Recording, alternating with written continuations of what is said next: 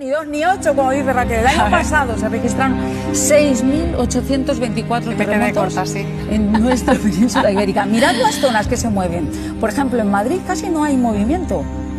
¿Os percatáis? Es sobre todo en las islas, en el sur, en la Barbillita de Portugal, en Andalucía, Valencia, en Cataluña, también, tu tierra ¿verdad? también, Sara. En el sureste peninsular, acordaros del de Lorca. Lorca, que tuvo una intensidad y una réplica que llegó a ser de magnitud. Pues mira que me alegro yo ver que Madrid está tan limpito, ¿eh? El de mayor intensidad el año pasado fue de magnitud 5,3 y fue el que se produjo en la costa portuguesa el 26 de agosto.